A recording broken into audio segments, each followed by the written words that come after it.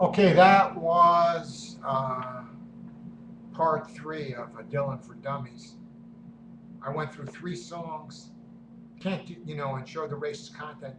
Hard range, too long. Only get 10 minutes on YouTube. So, yeah, that's the darker side of Dylan. A better side, a healthier side, uh, less pathological side, since he's a Jew and he's espousing racism. He's fucking nutty. Is his anti-communist stuff. Okay, like Maggie's Farm. I ain't going to work on Maggie's Farm no more. I ain't going to be a Depression era communist folk singer anymore. Well, I wake up, I'm awakened, a cause to be made, aware of their evil. In the morning, early in life, fold my hands, and so I place together and intertwine in my style of writing two ideas, and pray for rain, and pray that the communists will be subject of intense hatred by America and will be destroyed. I got a head full of ideas. I got a brain filled with ideas about communism that are driving me insane and are making me immoderate and wild in my desire to destroy it. It's a shame. It's a condition of disgrace and dishonor and ignominy. The way she makes me scrub, the way communism forces me to scrub, slang, cancel, abandon, dismiss the floor, democracy, the floor of the United States Congress, the part of a legislative meeting hall where members are seated and from which they speak. No, I ain't going to work on Maggie's Farm no more. No, I'm not going to further the work of the totalitarian communists anymore.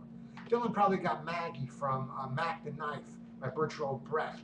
Oh, the line forms on the right now that Maggie's back in town. In other words, all the writers can be lined up against the wall now that communism is back in wherever in Germany. I ain't going to work for Maggie's brother no more. I ain't going to work for Maggie's brother, a fellow member as of a trade union. Well, he hands you a nickel, he hands you a dime. He gives you a nickel an hour raise here, a dime an hour raise there. He nickels and dimes you to death. He asks you with a grin, and for his own amusement, he asks you if you're having a good time. Are you having a good time working on an assembly line, working in a job you hate? Then he fines you, then he penalizes you every time you slam the door, every time you angrily walk out on your job and go out on strike, as he is in league with the bosses. I ain't going to work for Maggie's pa no more. The Soviet Union, the father of communism.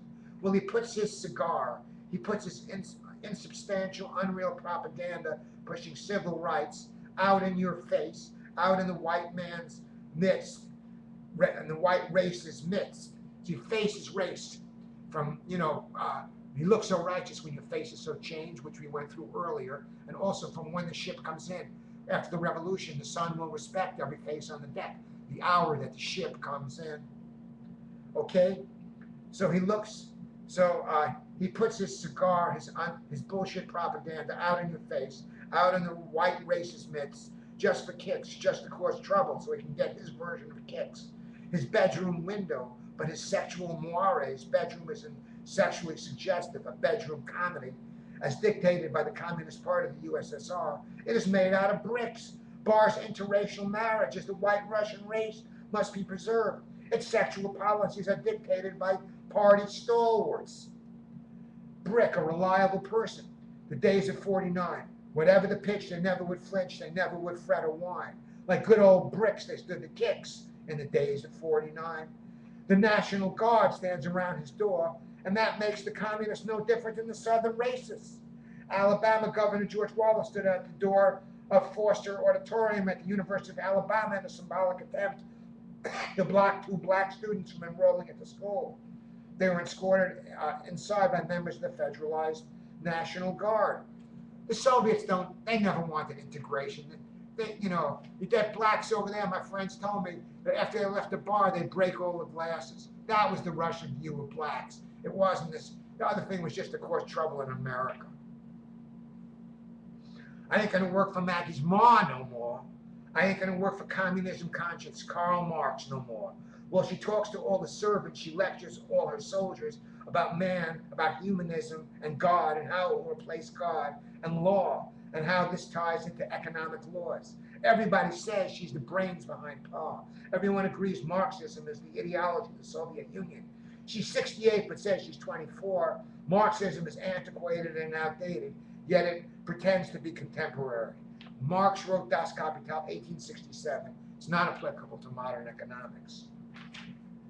Well, I try my best to be just like I am. I would like to express my true beliefs, but everybody but my audience wants you to be just like them, wants me to sing leftist protest songs. They say sing while you slave. They say sing while you are abjectly subservient to the influence of communism. And I just get bored. And Dylan just gets bored. As in Tarantula, he says to the left, I am so bored with your rules and regulations that I might even talk to you again. Just remember, though, when you evaluate a piece of butter, one of my poems, you were talking about yourself. You were projecting your own left-wing beliefs on them. So you just better sign your name. So you might as well have written them, for all you know. The anti-communism poems are great. It's hard, Gates of Eden is a longie. I want to get them, I'm going to have to do a couple of parts. But, yeah, Maggie's Farm is good, There's a lot of good stuff in Dylan. But, it's predominantly bad.